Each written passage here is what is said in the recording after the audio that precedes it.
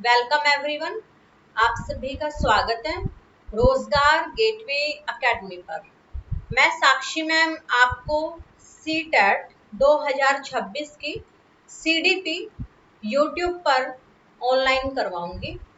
यहाँ पर आपको सीटेट में जो सीडीपी आती है उसके हर एक टॉपिक वाइज आपको नोट्स मिलेंगे। आप अपने सिलेबस में से चेक करते जाना। डेली के आपको एक टॉपिक करवाया जाएगा। तो आज जो हमारा टॉपिक है वो फर्स्ट ही टॉपिक है, concept of development and pedagogy, CTET 2026 के लिए। ये टॉपिक मैं यूपी टेट के सिलेबस में भी करवा चुकी हूँ। कल मेरी लास्ट वीडियो आई थी इसकी यूपी टेट की, और यूपी टेट का सिलेबस भी हम जो सीडीपी का है वो अपने इस यूट्यूब चैनल पर कवर कर चुके हैं। आप उसकी प्लेलिस्ट में जाकर के देख सकते हो कि कितनी बेहतरीन तरीके से मैंने टॉपिक वाइज सारी वीडियोस अपलोड की हैं। कोई भी टॉपिक छोड़ा नहीं गया है, सभी टॉपिक्स करवाए गए हैं। उसके जो प्रीवियस ईयर के पेपर हुए हैं मैं वो पेपर भी करवाऊंगी कंप्लीट बिल्कुल। जो 150 नंबर के पेपर आते हैं, चाहे वो मैथ साइंस के हो या सामाजिक के हो, चाहे वो लेवल 1 के हो या लेवल 2 के हो, यूपी टेट के, वो सभी पेपर्स आपको अभी करवाऊंगी मैं। पर उससे पहले आप अपनी ये क्लास देखिए जो कि है आपकी सीटेट सीडीपी 2026 की, विकास की अवधारणा, कॉन्सेप्ट ऑफ डेवलपमेंट। विकास एक ऐसी प्रक्रिया है जो जीवन पर्यंत चलती है। विकास जो है मनुष्य के जन्म से लेकर मृत्यु तक चलता ही रहता है। यह है बच्चे के शारीरिक, मानसिक, सामाजिक और संवेगात्मक यानी कि भावनात्मक बदलावों का एक प्रगतिशील क्रम है। विकास कैसा कर्म है? विकास एक प्रगतिशील कर्म है। ये अपने अंदर शारीरिक, मानसिक, सामाजिक, संवेगात्मक बदलावों को लिए हुए है। गर्भ से कब्र तक, वॉर्म टू टॉम। विकास कब से कब तक होता है? वॉर्म टू टॉम, गर्भ से कब्र तक होता है। विकास माँ के गर्भ प्रसव पूर्व अवस्था से शुरू होकर मृत्यु तक लगातार चलता रहता है। गुणात्मक और मात्रात्मक, क्वालिटेटिव एंड क्वांटिटेटिव। विकास में गुणात्मक जैसे समझ व तर्क क्षमता बढ़ना, और मात्रात्मक जैसे ऊंचाई और वजन बढ़ना, दोनों तरह के बदलाव शामिल होते हैं। तो विकास गुणात्मक भी है और मात्रात्मक भी है। गुणात्मक वो जिसमें समझ और तर्क की क्षमता शामिल हो, मात्रात्मक वो जो आप अपनी आंखों से देख सको, ऊंचाई और लंबाई। क्रमबद्ध, व्यवस्थित, ऑर्डरली एंड सिक्वेंशियल। विकास हमेशा एक निश्चित व्यवस्थित क्रम में होता है। ये नहीं होगा कि विकास कभी आगे हो जाए, पीछे हो जाए, आड़ा टेढ़ा हो जाए। नहीं, विकास हमेशा एक निश्चित और व्यवस्थित क्रम में होता है। कई बार दिखाई देता है और कई बार दिखाई नहीं भी देता, पर विकास निरंतर चलता रहता है। विकास गर्भ से कब्र तक होता है। विकास गुणात्मक है, मात्रात्मक है, और विकास क्रमबद्ध व्यवस्थित तरीके से होता रहता है। फिर है वृद्धि, ग्रोथ बनाम विकास, डेवलपमेंट। परीक्षा में वृद्धि और विकास के अंतर पर अक्सर कथन आधारित स्टेटमेंट बेस्ड प्रश्न आते हैं। तो जैसे क्वेश्चन आते हैं उनके हिसाब से मैंने ये टेबल आपकी बना दी है, और जिससे आपका कोई भी क्वेश्चन, स्टेटमेंट, असेसमेंट, रीजनिंग का जो भी आएगा छूटेगा नहीं आपके हाथ से।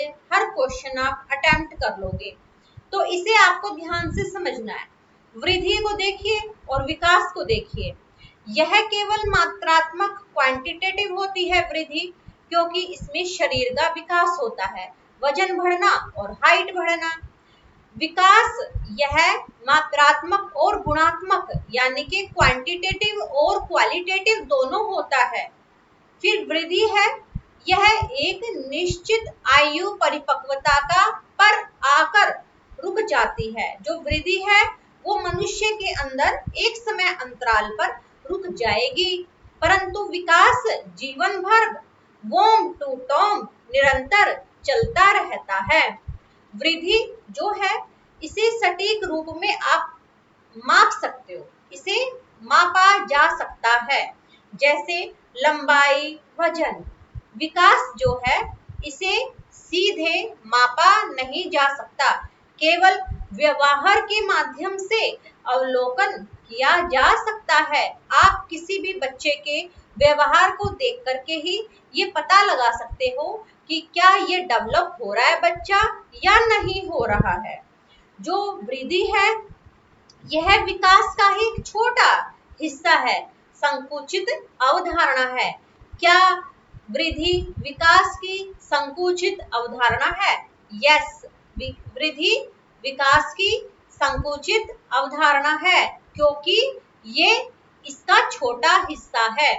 और विकास एक व्यापक अवधारणा है जिसमें वृद्धि भी शामिल है।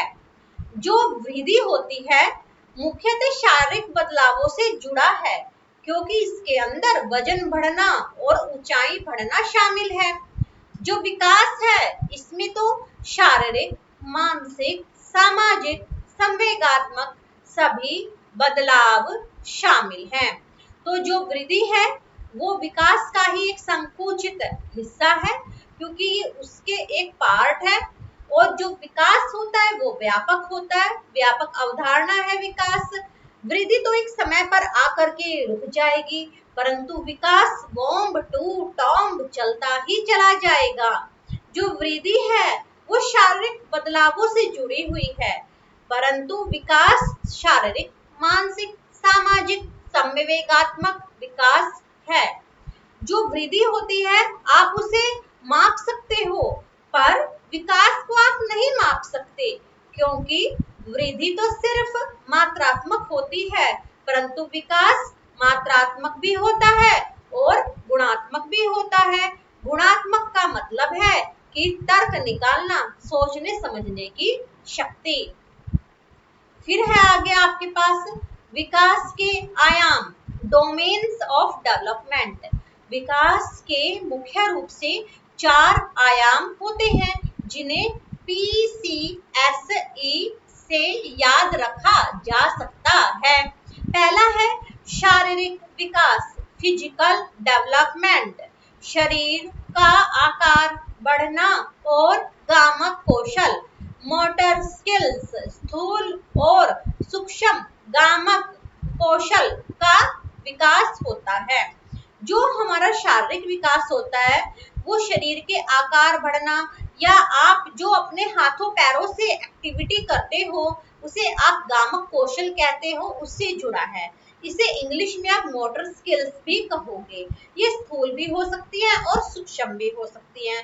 स्थूल का मतलब जब आप अपनी पूरी बॉडी का प्रयोग करते हो, और सूक्ष्म का मतलब जब आप अपनी बॉडी के किसी छोटे से हिस्से जैसे कि अंगुलियों का प्रयोग करते हो। तो विकास आपका PCSC से याद किया जाता है।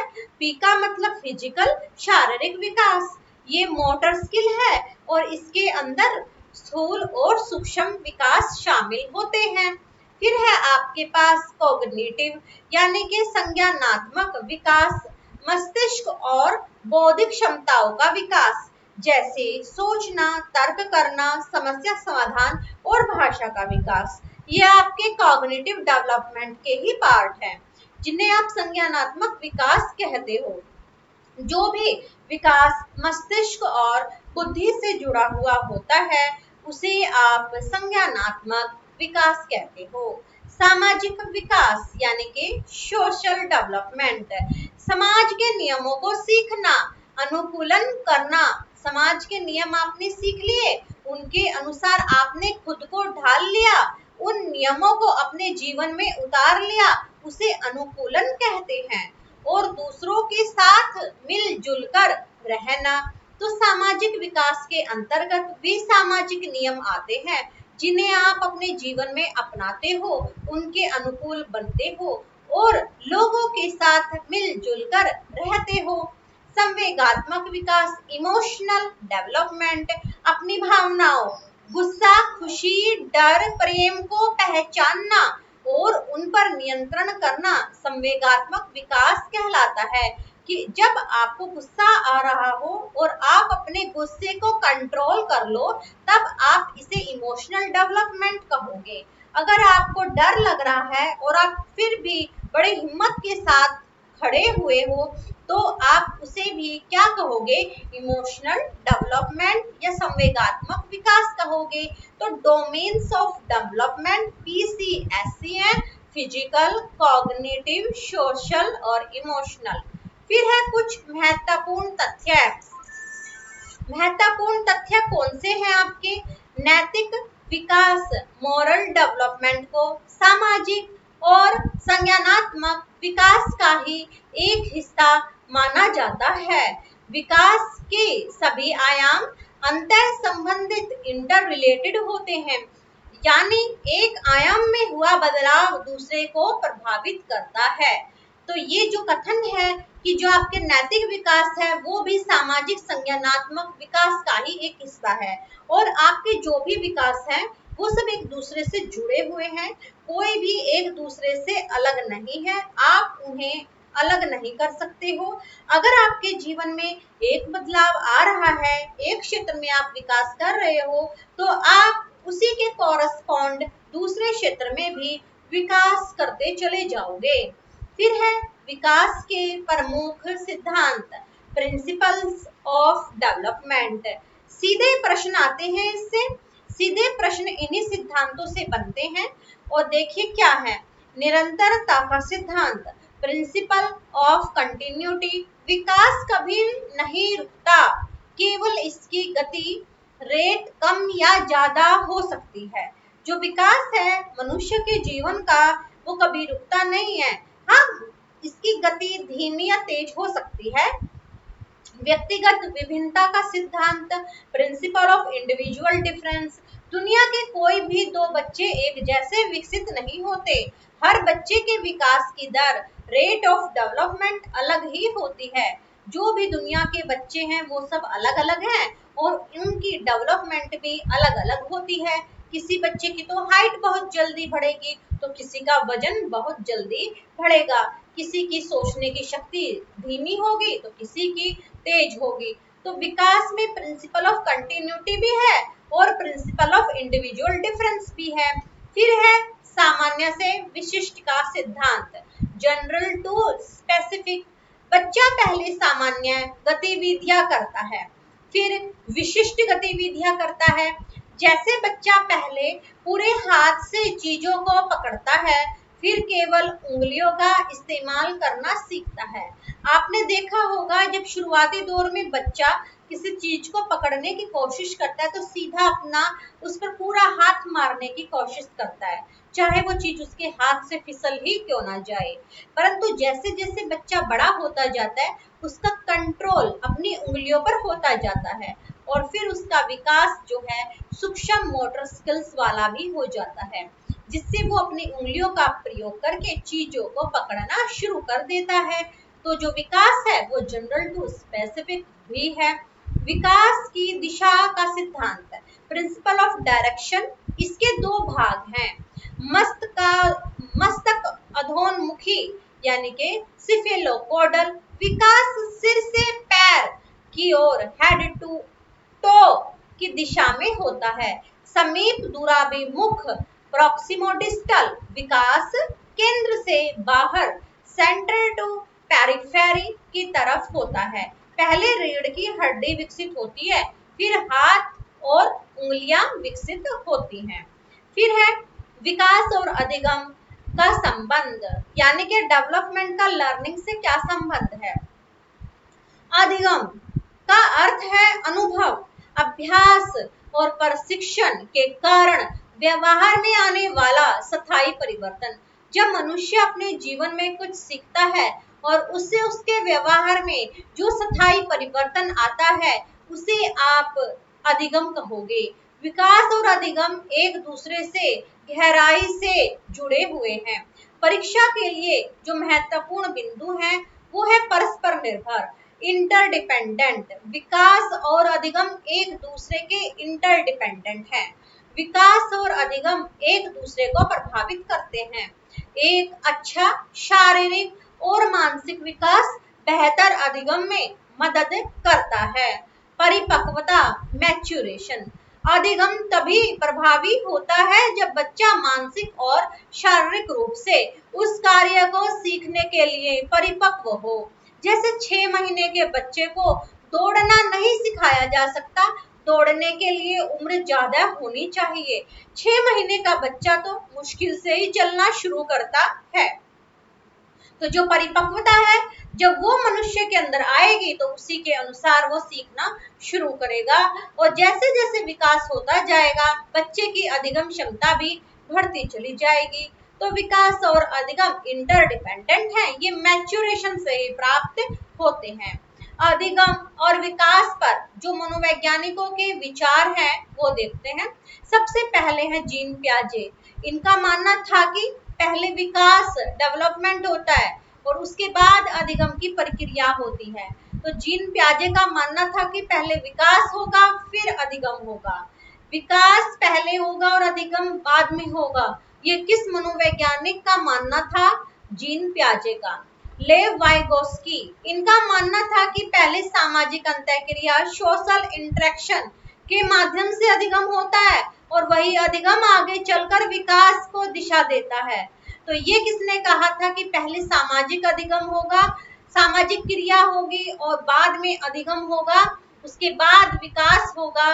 ये जो है लेव वाइगोस्की ने की थी। तो दो हमारे पास मनोवैज्ञानिक थे, एक ने कहा कि पहले विकास होगा फिर अधिगम होगा, वो थे जीन पियाजे। लेव वाइगोस्की ने कहा पहले सामाजिक अंतःक्रिया के माध्यम से अधिगम होगा और बाद में विकास होगा। तो यहाँ पर जो हमारा टॉपिक है कॉन्सेप्ट ऑफ डेवलपमेंट एंड पीडागोजी का फर्स्ट टॉपिक, ये हमारा कंप्लीट हो चुका है।